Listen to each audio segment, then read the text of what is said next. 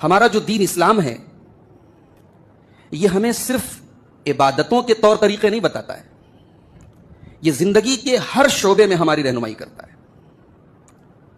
बहुत सारे लोगों ने यह गलतफहमी पाल रखी है कि नमाज की हद तक तो इस्लाम को फॉलो करो, रोजे की हद तक इस्लाम को फॉलो करो, ज़कात की हद तक इस्लाम को फॉलो करो, लेकिन शादी ब्याह का मामला आ जाए, मामलात का मामला आ जाए, कारोबार का मामला आ जाए, रहन सहन का मामला आ जाए, लिबास का मामला आ जाए, वहां फिर इस्लाम को फॉलो करने की जरूरत नहीं है। क्यों भाई? इस्लाम सिर्फ इबादत के तौर तरीके नहीं बताता है, इस्लाम एक मुकम्मल लाइफ स्टाइल देता है, पूरा तरीके जिंदगी हमें इस्लाम देता है।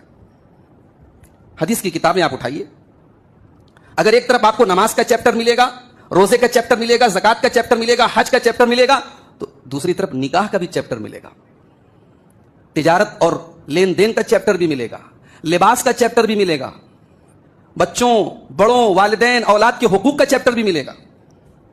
तो इस्लाम एक मुकम्मल तहजीब का नाम भी है, यह बात याद रखें आप। इसीलिए आप देखें कि अरब में निकाह जो होता था, शादी, तो शादी के अलग अलग तरीके राइज थे दौरे जाहिलियत में। सही बुखारी किताबुन निकाह के अंदर एक हदीस है, हजरत आयशा रज़ी अल्लाह तआला अन्हा कहती हैं कि दौरे जाहिलियत में 4 टाइप के निकाह होते थे, 4 तरीके के निकाह होते थे। जैसे मोबाइल आप जब चार्जिंग में लगाते हैं, मोबाइल आपका डिस्चार्ज हो रहा है, 5% है, चार्जिंग में आपने लगाया तो 50% हो गया, 100% हो गया, फुल चार्ज हो गया। तो हमारे ईमान की बैटरी भी कमजोर होती है जब हम कोई गुनाह करते हैं, जब हम कोई गफलत का काम करते हैं, कोई अल्लाह को नाराज करने वाला काम करते हैं, हमारा ईमान डिस्चार्ज होने लगता है। तो ईमान की चार्जिंग को चार्ज करने वाली किताब कुरान है।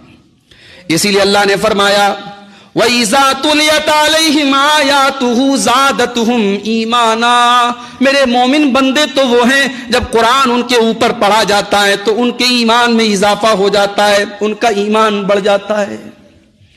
कुरान पर गौर करो मेरे भाइयों, आपको अपना ईमान बढ़ता हुआ महसूस होगा। जैसे मोबाइल आप जब चार्जिंग में लगाते हैं, मोबाइल आपका डिस्चार्ज हो रहा है, 5% है, चार्जिंग में आपने लगाया तो 50% हो गया, 100% हो गया, फुल चार्ज हो गया। तो हमारे ईमान की बैटरी भी कमजोर होती है। कब्रिस्तान पहुंचता है, जनाजे की नमाज होती है, उसको कब्र में उतारा जाता है, उसका बेटा रो रहा है, उसकी बीवी रो रही है, उसके घर वाले रो रहे हैं, मगर कोई ये कहने को तैयार नहीं है। बेटा एक बार भी नहीं कहता है मुझे अपने अब्बा से बड़ी मोहब्बत थी, मेरे अब्बा की बॉडी को रहने दो। बीवी एक बार भी नहीं कहती मुझे अपने शौहर से बहुत प्यार है, मेरे शौहर की डेड बॉडी को रहने दो। 24 घंटे से ज्यादा कोई उसकी डेड बॉडी को रखने के लिए तैयार नहीं है। कोई रखता है क्या? 24 घंटे से ज्यादा कोई डेड बॉडी को रखने के लिए तैयार नहीं है मेरे भाई। इतना बेवैल्यू है, इतना वैल्यूलेस है इंसान, उसकी औकात तब पता चलती है जब उसको मौत आती है। आज मुसलमान घर की लड़कियां टिकटॉक पर वीडियो बनाती हैं और दुनिया उनके हुस्न का मंजर देखती है।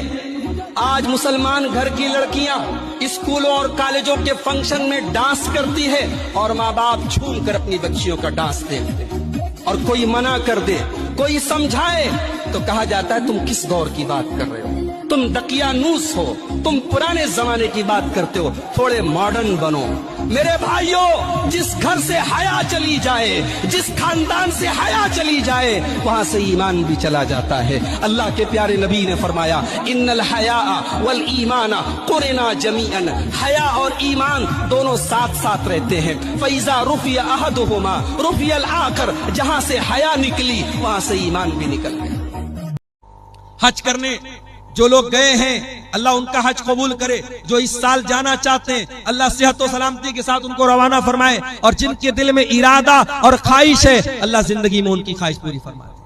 हज में आप जाते हैं, बड़े आराम से मक्का में होटल में ठहरे हुए हैं।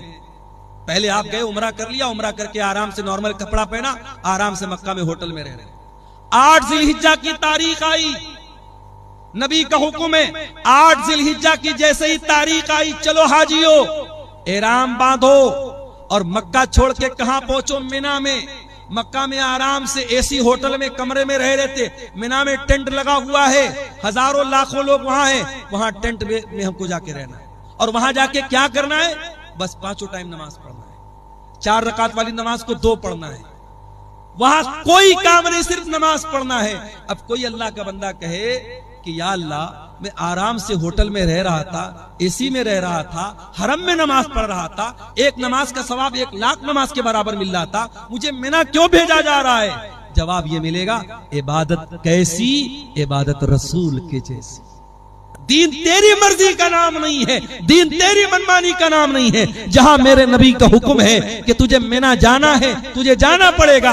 9 ज़िलहिज्जा की तारीख आई, हाजी को हुक्म मिला, चल हाजी चल, तू मिना से अरफात जा। अरफात में